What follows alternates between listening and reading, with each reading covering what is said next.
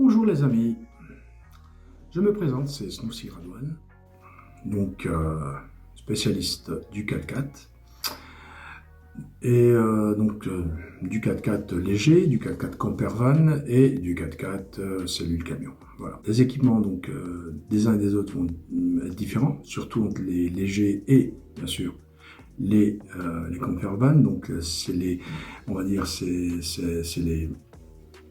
les sortes de camping-cars. Voilà, mais 4x4. Donc voilà. Et donc on aura donc plusieurs types d'équipements pour donc le véhicule et aussi bien sûr pour les passagers. Voilà. Donc moi je voulais vous parler et on va faire plusieurs émissions. On m'a posé beaucoup de questions à ce sujet et donc j'ai décidé donc de faire une émission sur le 4x4, enfin sur le pneu, enfin sur la roue qu'il faudra utiliser pour le 4x4. Donc, d'après mon expérience, bien sûr, moi je suis spécialiste. Pourquoi? Comment je suis spécialiste? Parce que en fait, ça fait 14 ans que je fais ce métier et j'étais distributeur officiel donc de la marque que tout le monde connaît ou que pour les gens qui ne connaissent pas, c'est Ironman 4x4. Et j'ai appris beaucoup de choses. J'ai eu l'occasion d'aller visiter le désert plusieurs fois et tester mon matériel justement. Voilà. Donc, donc pendant quand je m'occupais d'Ironman et sinon bien avant aussi avec les moyens du bord. Donc j'ai appris pas mal de choses. Après voilà, c'est ma propre interprétation. Elle peut être différente des autres, ça c'est clair. Donc voilà. Alors, première partie donc aujourd'hui, donc on va parler donc du type de roue à utiliser pour un road trip. Faut pas oublier une chose. Moi, je vais vous parler de choses. En fait, vous savez, on vit dans une configuration aujourd'hui. Les gens de plus en plus partent en road trip sur différents continents, en famille, en célibataire, etc. Et donc, pour cela, ils partent sur des véhicules. Avant, c'était des chevaux. Aujourd'hui, c'est des véhicules. Et ces véhicules-là, il faut les préparer. Et ces véhicules-là, il faut les préparer. Donc, pour les préparer, on va utiliser un peu notre expérience et on va faire des émissions. On va créer, on va parler, on va mettre en place des émissions qui parleront de tous les équipements à prendre sur notre monture, donc sur notre véhicule. D'accord? Sur notre véhicule, des équipements du véhicule, concernant le véhicule et aussi les passagers. Quand on va dans des milieux remote, c'est-à-dire des milieux loin de tout, donc isolés, difficiles d'accès, etc. Donc avec un 4x4, effectivement, mais il faut savoir aussi se sortir donc des mauvais pas et avoir le matériel adéquat pour ce genre de road trip. Voilà. Donc, on va parler, première émission, on va parler de la roue, de la taille, de la roue en général, de la jante, du pneu. Voilà. Alors, il y a deux écoles. Il y a deux écoles qui s'affrontent. Alors, un pneu large ou un pneu étroit? Alors, un pneu large ou un pneu étroit? Je vous parle donc de 4x4, donc pneu large, pneu étroit, 4x4. Pas pneu large, pneu étroit d'un véhicule de course ou avec un moteur super puissant, etc. Donc la première école qui dit qu'il faut avoir un pneu large pour augmenter la surface de contact avec le sol, pour avoir une portance supérieure. Et là je vous parle donc de boue ou de sable. Donc, une portance supérieure, d'accord, je suis d'accord, ok, c'est une portance supérieure. Mais il ne faut pas oublier une chose, c'est que en élargissant un pneu, on alourdit le pneu. On passe d'origine à origine, mais en alourdissant le pneu. Le pneu alourdi va être, si vous voulez, va pénaliser comment on appelle ça, la motricité. Donc la motricité va diminuer. Si la motricité va diminuer alors qu'on a besoin quand même de puissance dans le sable, on n'a pas besoin d'un moteur. Alors déjà les moteurs, on va prendre l'exemple du 80, donc du Land Cruiser 80 en HZJ, en atmosphérique, c'est pas terrible, donc c'est un peu un veau, comme le Patrol aussi, le TD42. Effectivement, donc ça c'est des veaux. Mettre des gros pneus dessus, on va pénaliser un peu voilà, la motricité. Et aussi il faut pas se mentir, on va aussi pénaliser vous savez que c'est des moteurs c'est des véhicules avec des ponts à l'avant, donc ce qui fait que ils n'ont pas le système de crémaillère, de triangle, etc. La pompe de direction, c'est une pompe, elle est assistée. Voilà, en général, elle est assistée, elle est accouplée à un boîtier de direction. C'est les anciens systèmes. Le problème, c'est que quand on utilise des gros pneus, on va si vous voulez, fatiguer le boîtier et la pompe de direction. Et beaucoup de gens ne savent pas, jusqu'à ce qu'un jour, ils ont une durite qui pète, etc., par rapport au fait de forcer ce genre avec de gros pneus. Mais maintenant, voilà. Donc, voilà, ça c'est le pneu large, hein, ça c'est le pneu large. Et ils vous disent, alors moi je préconise un pneu qui est étroit, voilà, un pneu étroit, voilà. Alors pourquoi un pneu étroit? Pourquoi un pneu étroit? D'abord, parce que on va augmenter la motricité, ça c'est très important. On va augmenter la motricité, elle va, donc, il y a comment on appelle ça, on aura plus de puissance dans le sable, on aura plus de puissance sur la route, on aura plus de puissance dans des endroits où, comment on appelle, le terrain est dur, voilà, donc le fèche-fèche, etc. Donc, mais comment, vous allez me dire comment? Si c'est un pneu étroit, il n'y aura pas de portance? Eh ben non. Le pneu étroit, en fait, on va le choisir en hauteur. C'est-à-dire qu'il sera étroit, mais en hauteur, il sera plus important. C'est-à-dire qu'il va passer d'un 70, parce que dans un pneu large, il va tourner autour de 65-70, et sur un pneu étroit, on peut le monter, parce que vous savez que plus on va sur la largeur, et plus on augmente la hauteur du pneu, voilà. Et plus on diminue plutôt la hauteur du pneu. Et moins le pneu est large, et plus là on peut jouer sur la hauteur, on peut augmenter la hauteur du pneu. Et ça c'est très important. Parce qu'en fait, qu'est-ce qu'on va faire dans les deux cas? On va dégonfler, on va avoir notre patte de chameau. Et pourquoi cette patte de chameau? Qu'est-ce qui va se passer quand on aura beaucoup de gomme, quand il y a un pneu qui est en hauteur?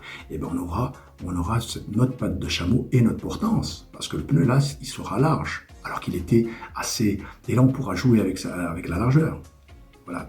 Alors qu'avec le gros pneu, avec le pneu large, non, on peut pas. Il est large.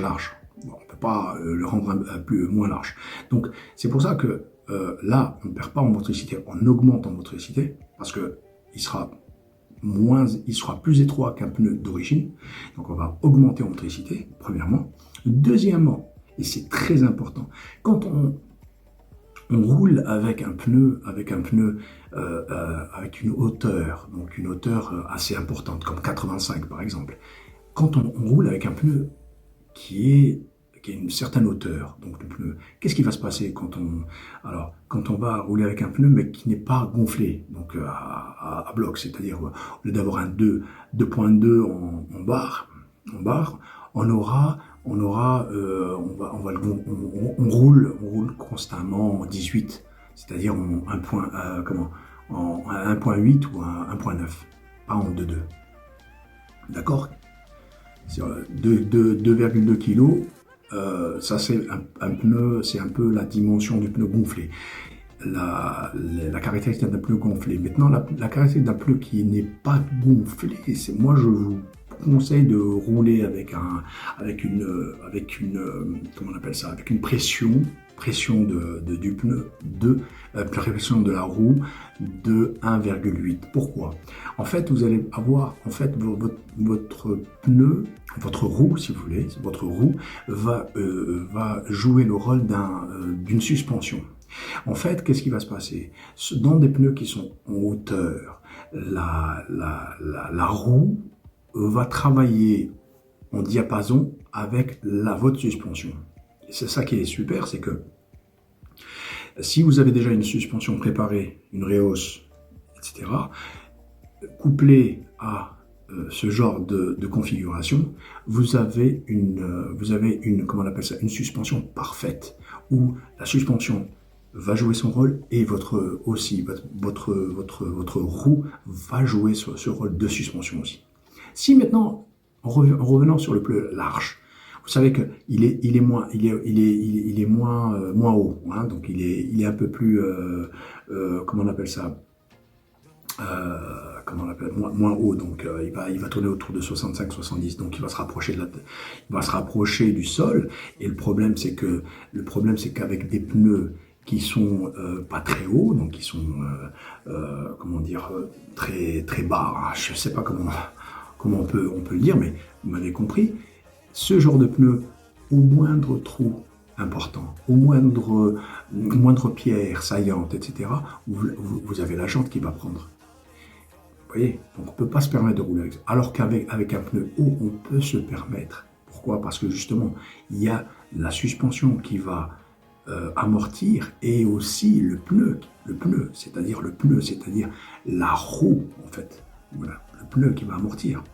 Voilà, donc ces deux choses vont amortir et ils vont faire ils vont passer cet obstacle haut la main, d'accord? Donc, premièrement, rouler à travers des obstacles assez importants, avoir plus de motricité sur le sol, etc., avoir de la portance qu'on veut avoir, en dégonflant précisément pour avoir notre patte de chameau, on a tous les atouts. Donc, ce que je préconise, c'est d'avoir un pneu qui est étroit et haut. Généralement, par exemple, dans les 80, dans les Toyota, des LC80, le pneu de prédilection dans les raids, c'est le 235-85-16. Ça, c'est le pneu de prédilection du 80 ou du Patrol. Alors maintenant, effectivement, en hauteur plus une Rhéos, effectivement, on va élever notre centre de gravité, le point G. Ça, c'est vrai. C'est-à-dire que votre stabilité sera affectée, c'est-à-dire qu'il y aura moins de stabilité, puisque votre point de gravité va s'élever. D'accord? Donc, pour le rabaisser, effectivement, on va essayer d'élargir les distances entre les roues. On va essayer de les élargir. Comment les élargir? Alors, voilà. Donc, je répète, pour la roue, donc on a dit 235-85-16, d'accord?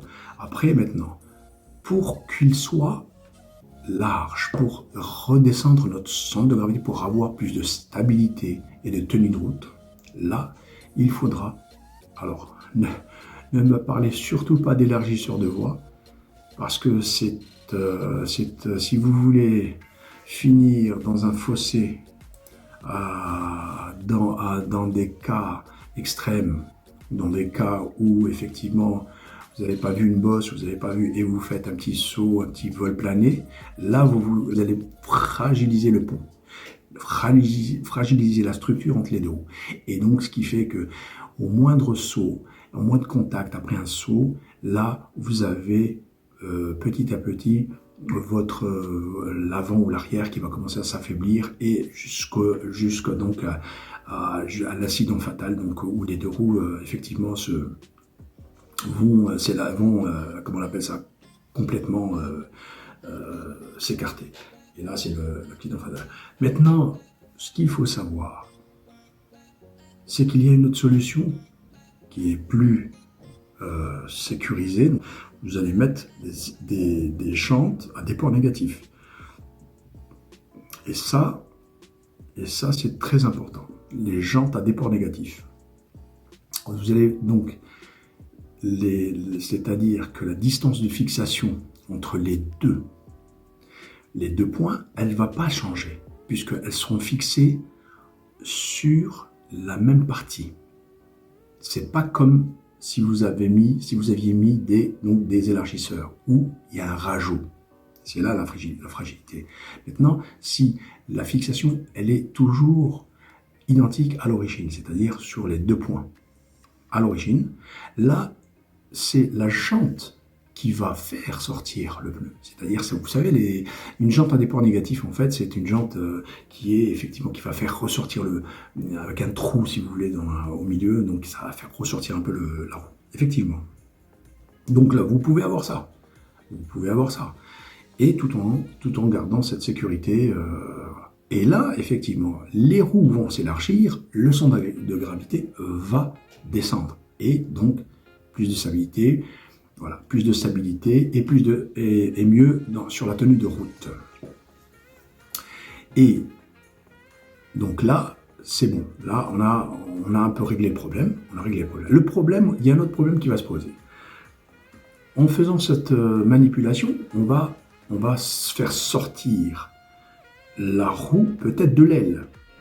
Elle va pas sortir, mais elle va peut-être tomber pile poil sur l'aile. Il faut jamais oublier une chose, c'est que faire cette manipulation, procéder à cette manipulation, il faut impérativement avoir une réhausse de minimum de 5 cm. D'accord? Parce que si c'est pour que, après un saut, la roue va toucher la tôle de l'aile, avant ou arrière, c'est pas gagné. Le fait que la roue sort de l'aile, on aura donc dans un terrain humide, mouillé, etc., toute la flotte, toute la boue va se retrouver, bien sûr, sur votre pare-brise, sur vos ailes, sur votre carrosserie. Et ça, c'est un problème. C'est pour ça que les élargisseurs d'ailes existent. Donc, c'est à partir de là qu'on va aussi monter des élargisseurs par rapport au dépassement de votre pneu par rapport à l'aile. D'accord? Si c'est 2 cm, vous allez mettre un élargisseur d'1 cm de plus, donc 3 cm. Si c'est 3 cm, c'est 4 cm. Voilà, ça peut aller jusqu'à 7 cm, je pense. Et plus même. Et donc voilà, là vous allez protéger donc votre carrosserie de toute éclaboussure d'eau. Je veux dire, forcément vous allez avoir l'eau qui va sortir de là et qui va venir vous éclabousser aussi. Donc là, on récapitule. Donc la roue, donc la taille du pneu étroite, 235/85/16. Ensuite, une jante à déport négatif. Après, là, c'est à vous de choisir à combien vous voulez faire sortir, de 2, 3, 4 cm, c'est pas un problème. Il faudra plus de 3. Donc il faut que votre pneu sorte plus de 3. 3, donc ça fait 6 cm. Déjà, c'est très très bien. Et là, vous aurez donc un centre de gravité qui va descendre. D'accord? Et vous aurez plus de stabilité et plus de tenue de route. Après, il faudra penser à quoi? Il faudra penser donc aux élargisseurs d'ailes pour protéger votre carrosserie. Donc ça, c'est pour la taille du pneu et la jante qu'il faut, plus bien sûr l'élargisseur d'aile. Ça, on a déjà choisi ça. Donc ça, c'est déjà bien, on a bien avancé. Maintenant, qu'est-ce qu'il nous reste? Il nous reste le type de pneu. On a 3 types de pneus. On a le pneu route, le pneu AT, donc all-terrain, donc c'est le terrain, donc c'est le tout-terrain. En fait, celui qui va être bon à 50% sur route et à 50% sur piste. Et on aura le pneu mud. Donc le pneu mud, c'est un peu le pneu cramponné, comme sur les motos avec leurs pneus cross et les pneus route. Voilà. Donc tous les motards savent ça et ils ont tous un jeu pour la route, un jeu pour le supercross, un jeu pour le supermotard et un jeu pour le supercross. Voilà. Donc à partir de là, maintenant, quel type de pneu choisir? Comme son nom l'indique, Comme son nom l'indique, ça dépend de ce que vous allez faire. Est-ce que vous, la fréquence d'utilisation, combien et où vous allez avec votre 4x4? Qu'est-ce que vous faites? Est-ce que vous allez souvent en montagne, dans le désert, c'est-à-dire avec des fréquences élevées? Et est-ce que vous vivez carrément dans des déserts, bon, où il y a de la piste, en longueur de l'année, ou vous avez juste, vous sortez le week-end, etc. Donc vous roulez avec sur route, vous roulez avec sur piste. Bon voilà, déjà j'ai répondu à votre question. Alors, celui qui roule que sur la route, ça sera un peu route. Celui qui roule avec un 4x4, bien sûr, un 80, ou je sais pas, il va rouler sur les deux terrains. Voilà, il va utiliser le AT, voilà, qui va avoir des crampons pas aussi développés que le MUD, mais qui a, on va dire, il va être entre le MUD et la route.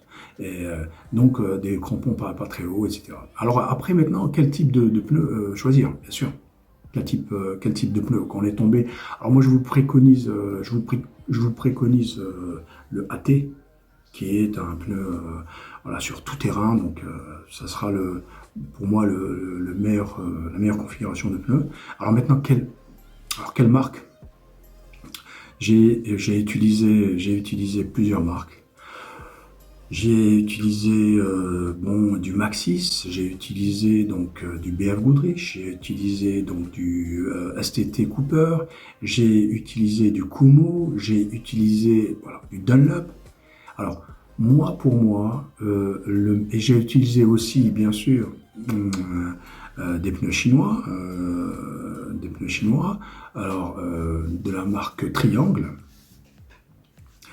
Voilà, moi personnellement, je trouve, j'ai une préférence. Voilà, j'ai une préférence. Je vous dis ce qu'il en est. J'ai une préférence sur la durée de vie. Sur le bruit, le nombre de décibels, parce qu'il faut, très important, le nombre de décibels du pneu. Le nombre de décibels du pneu, quand un pneu commence à faire du bruit sur la route, là ça devient embêtant. Voilà. C'est pour ça qu'il faut quand même choisir un pneu qui ne fait pas trop de bruit. Un pneu qui est solide, donc qui va durer dans le temps, et donc avec des protections métalliques à l'intérieur, etc. Et surtout pour le 4x4, donc montagne, désert. Alors il y a deux déserts, il y a l'erg et le reg. L'erg c'est le désert de sable, le reg c'est le désert de pierre. Donc sur un reg, par exemple, un désert de pierre, je vous conseille d'avoir un pneu qui est protégé sur les flancs. C'est très important. Le pneu qui est protégé sur les flancs, c'est vraiment votre survie. Ça m'est arrivé d'avoir un pneu qui n'était pas protégé, j'y suis resté.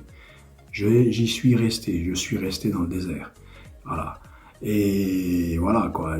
Comme on dit, dans le désert, c'est pas au carrefour du coin. Et ni au carrefour de l'autre coin. Le désert, c'est une question de vie ou de mort. Voilà. Dans des endroits isolés, c'est une question de vie. On ne peut pas se permettre d'avoir, comment on appelle ça, d'avoir ce genre de problème, de montures qui sont out, voilà. Donc c'est pour cela qu'il faut avoir impérativement des pneus protégés sur les côtés. Un pneu protégé sur les côtés va vous sauver la vie. Donc moi, le pneu que je préconise, que j'utilise moi, c'est le BF Goodrich. Voilà. Le BF Goodrich pour moi, c'est le top des pneus. Celui qui va vous durer. Alors, n'oublions pas que, d'après mon expérience aussi, j'ai vu des pneus, effectivement, qui étaient beaux au début, etc. Je ne vais pas citer de marque.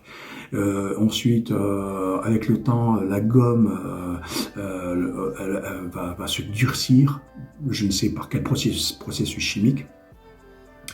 Elle va durcir et elle va donc moins adhérer, il y aura moins d'adhérence donc avec le sol, premièrement, dans un sol mouillé, donc vous êtes en danger de mort, et aussi le bruit, mais alors je vous dis pas.